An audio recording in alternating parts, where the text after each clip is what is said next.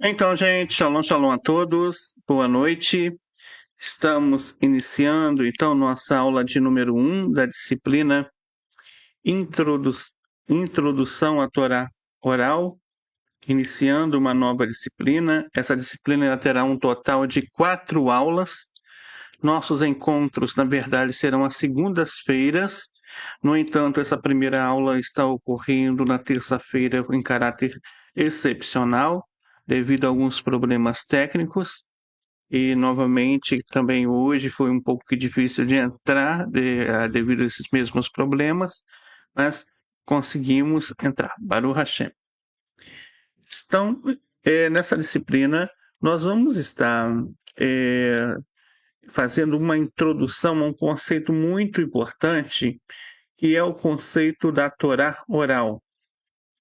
O conceito da Torá oral não somente é importante para o Yehudi, para o judeu, mas ele também é importante para o não-judeu, ou seja, para o Ben Noah. Exatamente por quê? Exatamente porque o Rambam, em Lihot Melahim, no capítulo 10, no capítulo 8, melhor dizendo, na Alahá número 11, ele vai dizer que para a pessoa ser um justo entre as nações, ele tem que, primeiro, estar aprendendo as 7 leis universais, ou seja, estar cumprindo as 7 leis universais, ser uma pessoa observante e acreditar que as 7 leis foram dadas no Monte Sinai, com a missão de Moshe Rabbeinu influenciar as nações, e que essas 7 leis tinham sido dadas anteriormente, mas agora com essa missão divina na Torá escrita e na Torá oral. Então, é muito importante. Por quê? Porque o conceito das 7 leis universais, principalmente as suas elucidações, as suas observações, aquilo que nós chamamos de alahá, ou seja, as fontes mesmo que provam as 7 leis universais, elas vêm, elas vêm diretamente de onde? Diretamente, obviamente, elas vêm diretamente da Torá oral.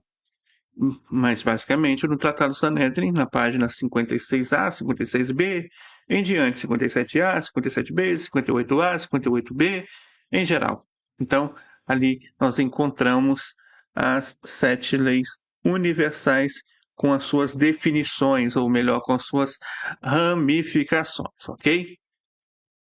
Legal. Então, na aula de hoje, nós vamos falar sobre a origem da Torá oral. Primeiro vamos falar sobre origem. Na segunda aula eu estarei falando sobre o porquê que o povo judeu ele recebeu a Torá escrita e a Torá oral. Por que ele não recebeu somente a Torá escrita ou não? Por que ele não recebeu somente a Torá oral? Existe um porquê nisso.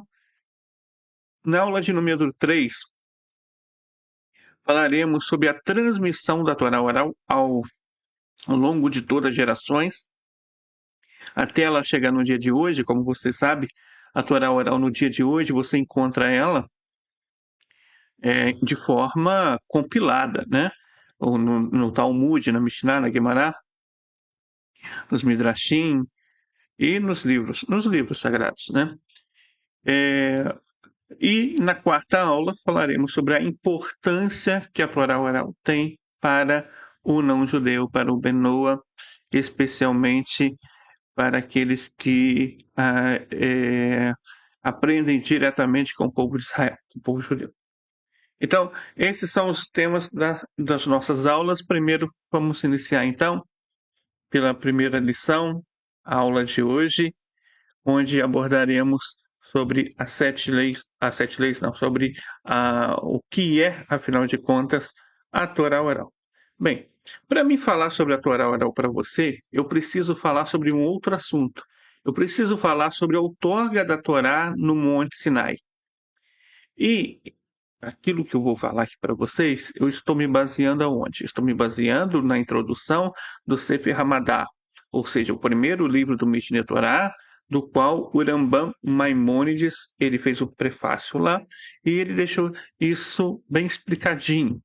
Então, dentro desse conceito, lá em Shemot, capítulo 24, versículo 12, Shemot, livro de Êxodo, capítulo 24, versículo 12, está bem mesmo lá na Paraxá, lá na Paraxá de Mishpatim, né? Paraxá Mishpatim. A Paraxá Mishpatim, ela vai falar sobre o quê?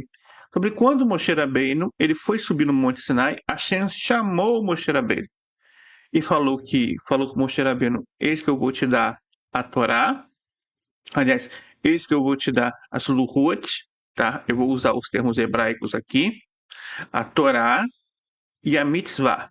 As Luhot, como você sabe, são as duas tábuas, as tábuas dos 10 mandamentos. As tábuas dos 10 mandamentos. A Torá explica o Maimônides, é a Torá escrita. E a Mitzvah? E a Mitzvah é o quê?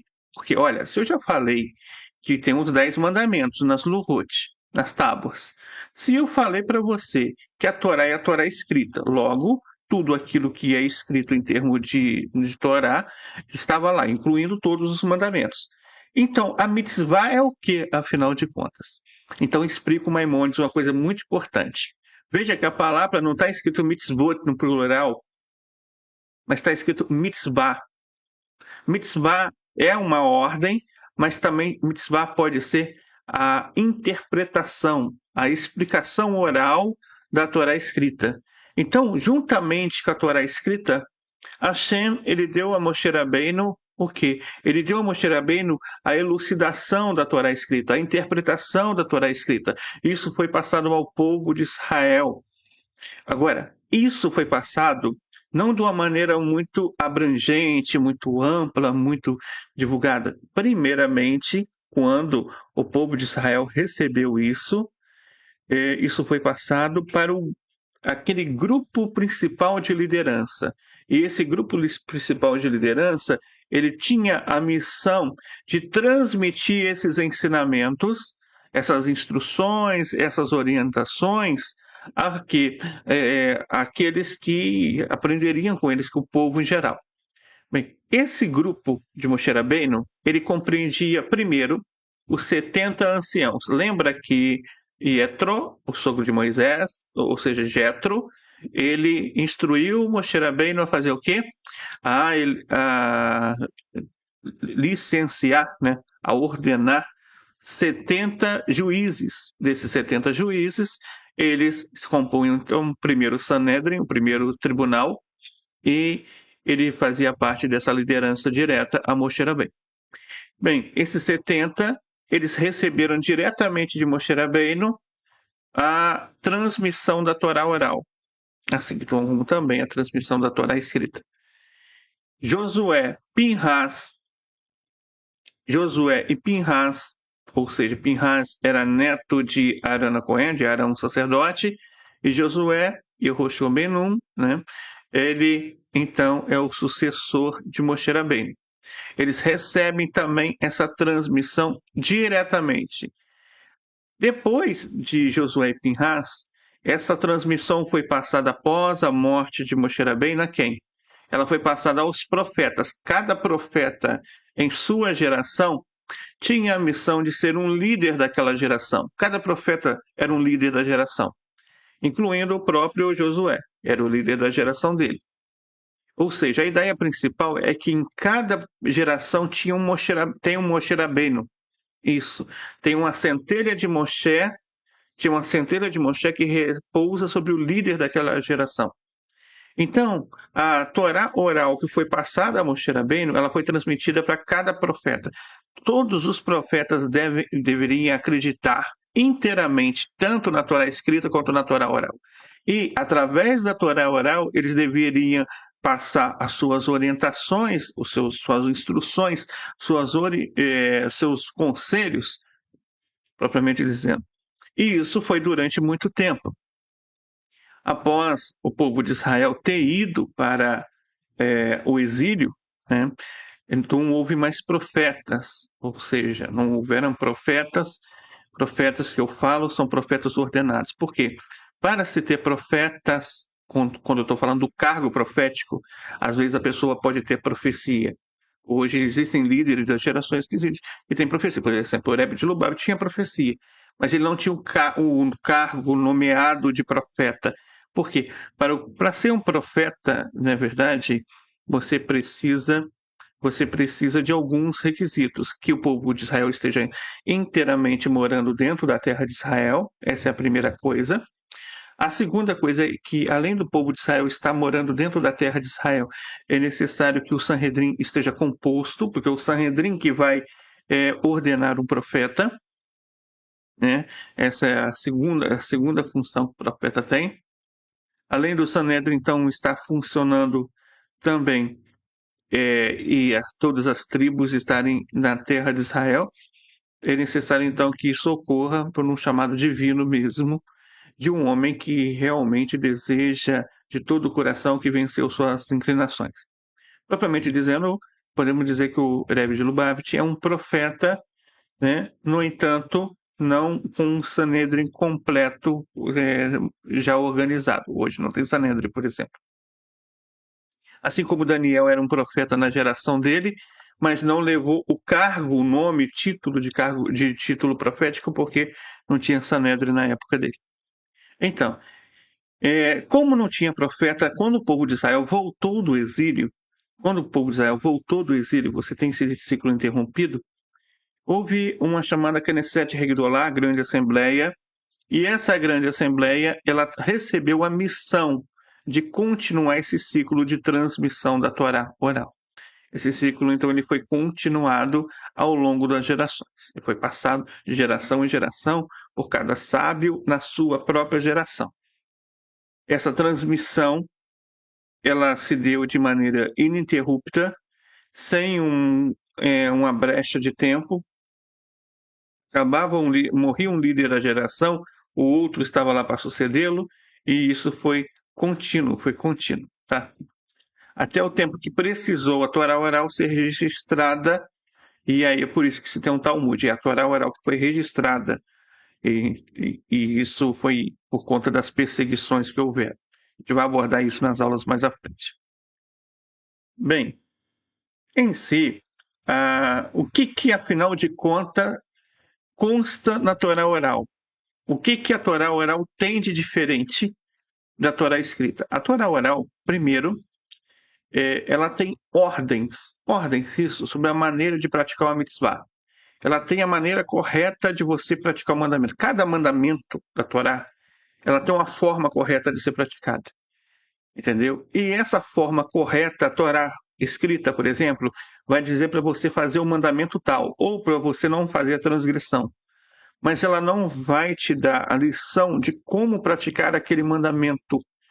Por exemplo, a Torá ordena, né, que o judeu ele coloque tefilim. Mas ela não diz de que tefilim é feito. Então, onde que vai estar essa explicação de que o tefilim é feito? Vai estar na Torá oral. A Torá, ela ordena também que o judeu ele fixe uma mezuzá nos portais de suas casas.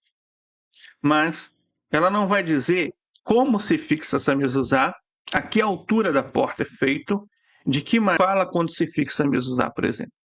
Isso só vai ser elucidado dentro da Torá oral. Então essa é a função principal da Torá oral.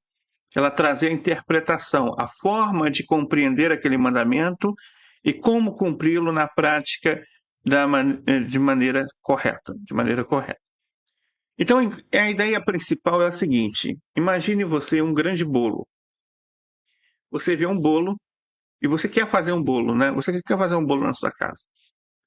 Para você fazer esse bolo, você vai precisar de quê? Ingredientes, correto?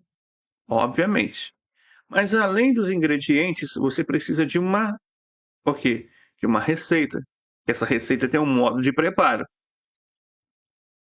Se você esquecer do modo de preparo, não seguir o modo de preparo e resolver fazer esse bolo com os ingredientes da sua forma, esse bolo não vai sair muito bom. Ele vai ter problemas. Então não vai ser um bolo muito legal. Assim também a Torá. A Torá, ela precisa necessariamente de quê? De duas partes principais. A Torá escrita, ela contém os ingredientes, que são os mandamentos. A Torá oral, ela contém o quê? A Torá oral contém um modo de preparo, que são as instruções de como cumprir esses mandamentos. Sem Torá oral, não tem conclusão correta da Torá escrita. Sem Torá escrita, também não tem ordem diretiva da Torá oral. É necessário as duas partes. As duas partes são muito importantes.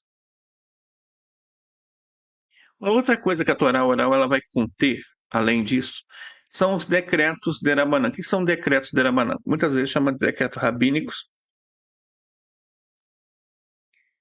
Para entendermos, Moshe Rabbeinu, ele recebeu uma ordem muito importante. E essa ordem recebida, ela foi a seguinte ordem, que ele deveria comandar que os tribunais fizessem leis para promover uma cerca à Torá e que todos aqueles deveriam seguir esses tribunais, ou seja, estou falando de tribunais rabínicos, é claro. Então, existem mandamentos que são cercas. Esses mandamentos, eles são cercas, eles não são mandamentos que você encontra na Torá, propriamente dizendo, mas são ordens, propriamente dizendo, dos tribunais. Que, quando os tribunais, eles compõem essas cercas, eles estão cumprindo o quê? Esse mandamento que Moshe Rabbeinu, ele outorgou ao povo de Israel. Então, não cumprir aquilo que os tribunais estão ditando seria o quê? Seria o mesmo que não seguir o mandamento que Moshe Rabbeinu deu. Então, por isso é muito importante. Por isso é muito importante. Esses decretos, por exemplo, imagine você sabe que o adultério é uma transgressão, correto? Ok. A grande maioria dos adultérios acontecem por quê? Acontece por descuidos, principalmente. Por descuido, sim. Descuido de ambas as partes. As duas partes se encontram num local isolado, onde não chega ninguém. Isso vai gerar um adultério, não é verdade? Mais um pouco eles vão estar se abraçando. O que os sábios fizeram? Fizeram algumas cercas. Eles fizeram a proibição de se isolar-se com uma mulher que não seja sua esposa. Ou seja, nenhum homem pode se isolar com o cônjuge do outro em determinado espaço onde não se pode chegar a alguém. Essa é uma lei que estava na Torá escrita? Não, não está na Torá escrita. Mas é uma salvaguarda para proteger contra uma prática de uma transgressão. E houveram outras várias cercas sobre isso. Então essas cercas elas servem exatamente para isso, para fazer uma proteção para a Torá. Não que a Torá precise de alguém protegê-la, de algo assim, não é isso bem a ideia. É a proteção para as pessoas não derem o acaso para a transgressão, não se aproximarem tanto de uma transgressão. Essa é a ideia principal, por isso que isso é chamado de cerca.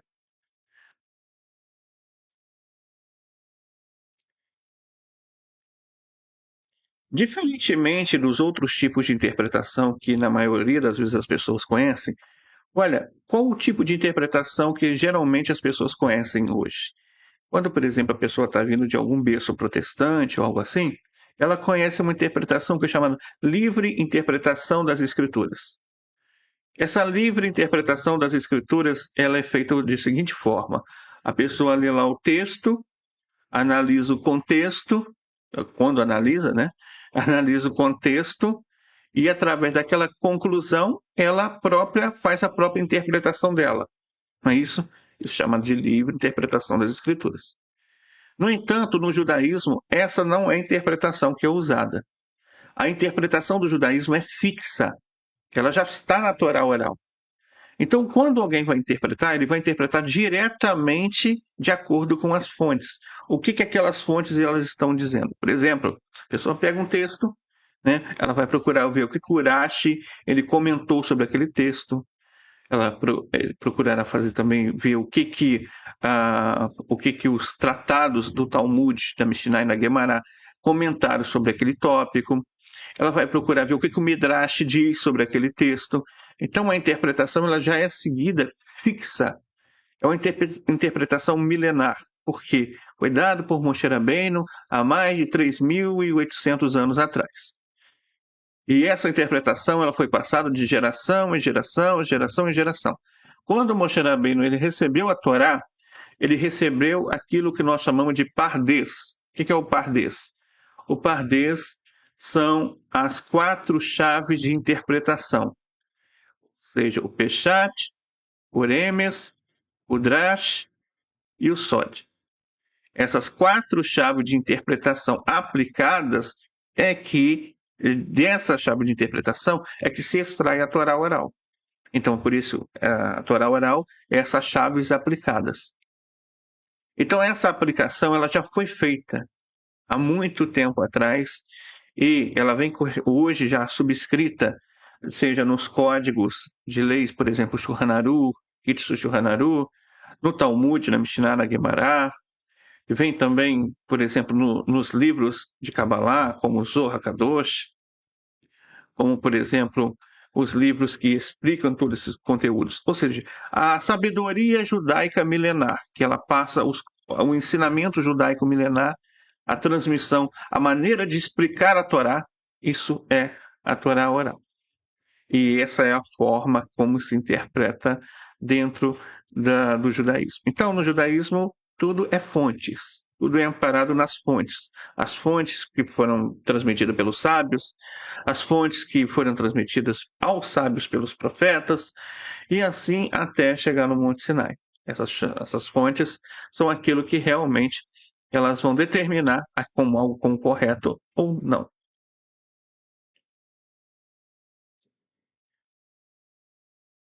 Bem, como você sabe, eu acredito que você já sabe, existiram alguns movimentos heréticos que acabaram fazendo esse ato de renegar a Torá oral durante ao longo do tempo. Esses movimentos heréticos em si, eles são os saduceus, os caraítas, os essênios, os samaritanos. Existem só esses? Não, existiram milhões de movimentos. Para você ter uma ideia, para alguém realmente estar seguindo o judaísmo de verdade, e só existe um judaísmo ortodoxo, tá? Ele tem que acreditar na Torá escrita e na Torá oral. Ele não pode tirar nada da Torá escrita nem da Torá oral. Ele não pode acrescentar nada à Torá escrita nem à Torá oral. Quando se crê apenas na Torá escrita, comete-se uma heresia. E por isso esses movimentos eles foram banidos do judaísmo. Entre eles tem os saduceus. Os saduceus são os alunos de Tzadok, e esses alunos eles acabaram subvertendo e com isso ficando só com o Taná e não com a Torá oral. Por conta disso, eles foram, antes do ano 4 da Era Comum, eles foram expulsos do judaísmo. Tá? Depois vieram os caraítas. Esses caraítas, eles tinham um pensamento bem parecido com os saduceus. Existem ainda caraítas no mundo. Caraítas não são praticantes do judaísmo, tá? Eles são praticantes do caraísmo, que é a religião deles, não é o judaísmo. Então, os caraítas, eles praticam apenas o Taná, não levam em consideração a Torá oral e acabam interpretando ao pé da letra tudo que está lá no Taná. Seria esse o conceito. São 3.000 caraítas no mundo. Tem os essênios. Os essênios, eles renegaram tanto a Torá oral quanto a Torá escrita. Eles só ficaram com a dimensão mística da Torá, a Kabbalah. Só que os essênios, eles não duraram muito, porque os essênios, eles tinham alguns problemas dentro dos ensinamentos deles. Por exemplo, os essênios, eles eram proibidos de contrair matrimônio, né? De contrair matrimônio. E entre os essênios só podia fazer parte os homens, não tinha mulheres essênias, só existiam homens essênios. Então, por conta disso, quando você só tem homem e quando você não contrai matrimônio, com o tempo você não dura muito, né? Porque você não deixa gerações. E outra, os essênios não tinham conversões, por exemplo. Ninguém não aceitava novos adeptos. Era somente eles e pronto. Então, por conta disso, eles não duraram muito. E quando foi no final do primeiro século da Era Comum, já não existia mais essênios. Eles já tinham acabado totalmente. E tinha os samaritanos. Os samaritanos, tem até hoje os samaritanos, né? Eles são um grupo que eles renegaram a Torá oral e renegaram também os profetas do Taná. Eles ficaram só com o Pentateuco da Torá escrita, ou seja, só com 5 livros de Moshe Rabbeinu. O restante eles não consideram. Os samaritanos não são judaísmo também, tá? Eles pertencem a uma religião que é o samaritanismo. Então, esses são os tipos de ensinamentos heréticos que existiram durante o tempo. E eles servem para quê? Servem exatamente para nos alertar.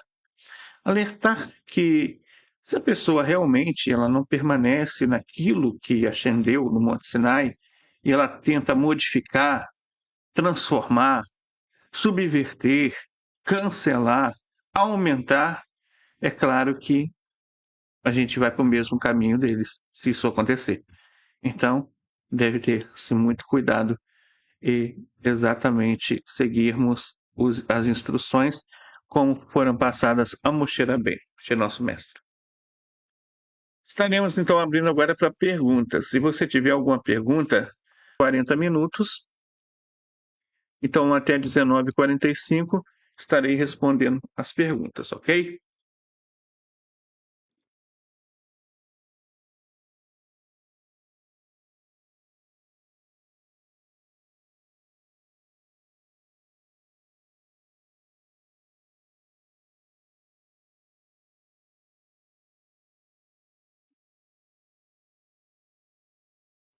Então, estão conosco aqui online.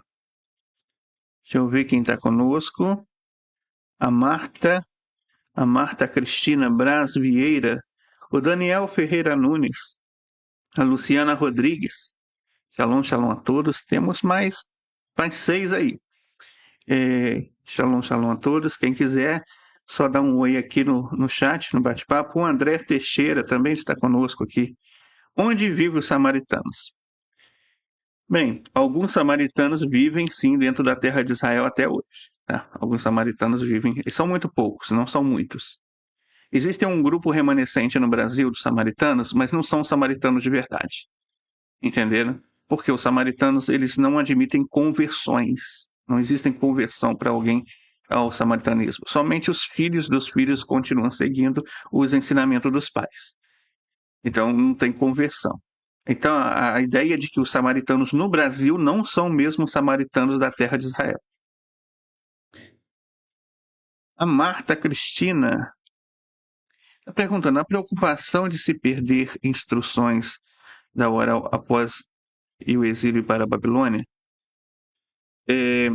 Na verdade, no exílio da Babilônia, até que não tinha muitas preocupações sobre isso. A preocupação foi principalmente, tá?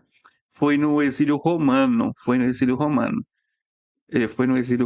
Então, por isso que foi registrado. Ainda depois do exílio da Babilônia, se tinha, é claro, a Torá oral de forma redigida em algumas partes, era chamada tradição dos anciãos, né, naquela época. No entanto, no entanto, a Torá oral, como nós entendemos hoje, o Talmud, ele foi compilado bem depois da época do exílio romano.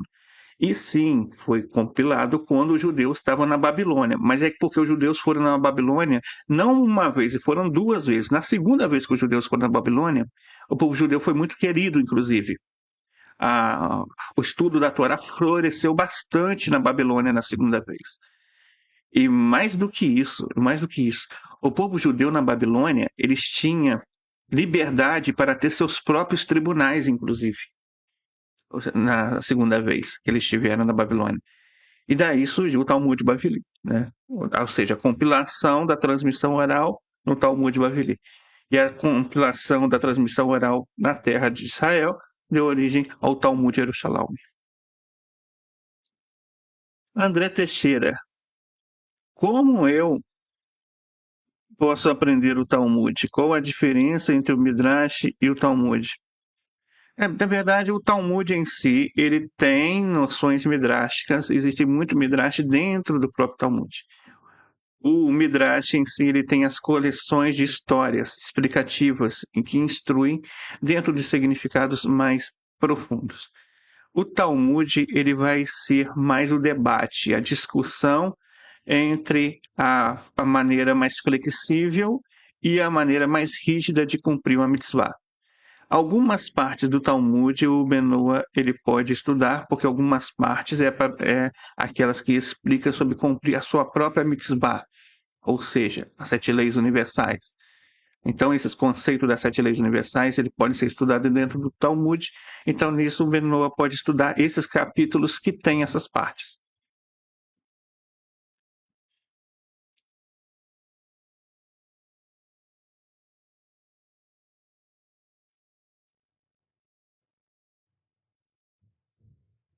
Uhum. Então, gente, eu agradeço pelas perguntas de todos, muito bom. Lembrando para vocês que daqui a pouco nós temos. O Daniel tem uma pergunta.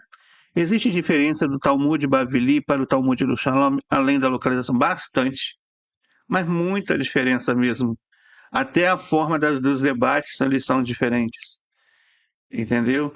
Até a forma do debate são diferentes.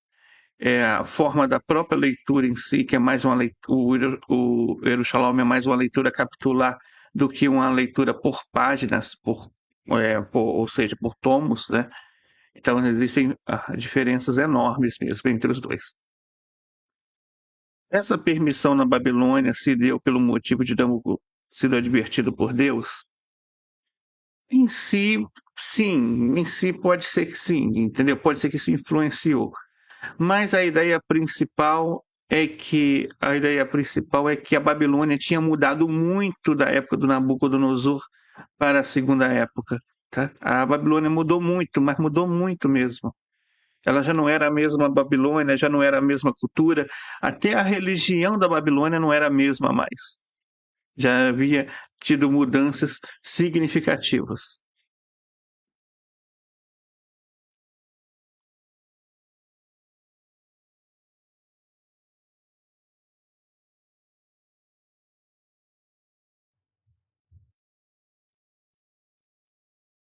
Então, gente, essa foi a nossa aula de hoje. Agradeço pelas perguntas. Na aula de hoje, nós aprendemos sobre o que é a Torá oral e vimos que a Torá oral foi dada a Moshe Rabbeinu no Monte Sinai, junto com a Torá escrita. Isso nós encontramos o Rambam explicando Shemot, capítulo 24, versículo 12. Vimos que a Torá oral ela passou a ser transmitida aos 70 anciãos primeiramente, depois de Josué e Pinhas, e por isso passou aos profetas, e os profetas a Knesset Hagdolah, a grande assembleia. Vimos, além disso, que a Torá oral ela contém ordens sobre a maneira de praticar uma mitzvah, decretos dos tribunais e cercas também. E ainda, sobre isso, vimos que existem duas formas de interpretação e nós, no judaísmo, seguimos a interpretação milenar, é claro, obviamente. E vimos alguns segmentos que renegaram a Torá oral como uma lição para nós termos o cuidado devido sobre isso, tudo bem? Eu estarei passando para vocês uma atividade semanal daqui a pouquinho. A atividade que eu passar hoje, você pode me entregar até a próxima terça-feira, tudo bem? E agradeço a todos pela atenção e pela oportunidade também. Daqui a pouco, 20 horas, você teremos a aula do Rabi Shimon Brant aqui no YouTube, ao vivo, tudo bem? Shalom, shalom a todos.